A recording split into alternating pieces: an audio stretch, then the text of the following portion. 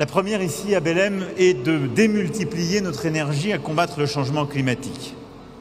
Au-delà de l'obligation juridique soulignée sans équivoque par la Cour internationale de justice en juillet, c'est une nécessité morale envers les plus vulnérables et les générations futures. Ambassadeurs, mesdames et messieurs, je tiens avant toute chose à remercier le Brésil. Il est indispensable de continuer nos efforts pour sortir du charbon, qui est la source la plus émettrice de gaz à effet de serre.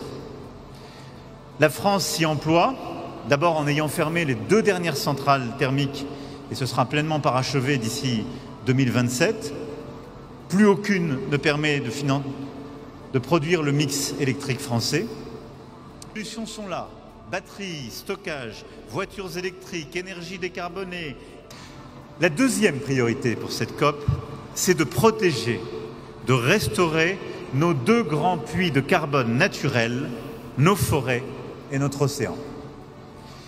La France milite depuis des années pour les solutions fondées sur la nature qui permettent de créer un pacte pour le climat, les sols, la biodiversité et, in fine, la sécurité humaine.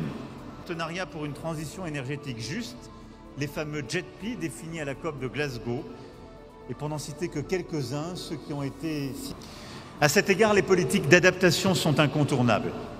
Soyons honnêtes, nous n'y avons pas consacré l'attention nécessaire jusqu'à présent. Il nous faut en particulier protéger les plus vulnérables, et je pense aux petits États insulaires qui, année après année, font face à des catastrophes toujours plus intenses. Lors du sommet de l'UNOC à Nice. Troisièmement, nous le savons, pour atteindre nos objectifs, il faudra de nouveaux financements. Regardons là aussi la réalité en face. L'effort public ne peut pas reposer sur un petit nombre de pays que l'on peut compter sur les doigts de la main. Tous ceux qui sont en position de le faire doivent assumer leurs responsabilités à cet égard. Et la base des contributeurs publics doit être élargie à tous les pays qui aujourd'hui sont en position de contribuer. Ce sur quoi nous nous sommes battus avec beaucoup de nos collègues. À l'heure où les prophètes de désordre sèment le doute quant à l'urgence climatique et remettent en question les certitudes les mieux étayées, nous devons protéger la science et fonder nos politiques sur ces constats. Ils sont indispensables. C'est pourquoi il nous faut aussi continuer le travail, d'abord pour améliorer. La désinformation climatique fait aujourd'hui peser une menace sur nos démocraties, sur l'agenda de Paris et donc sur notre sécurité collective.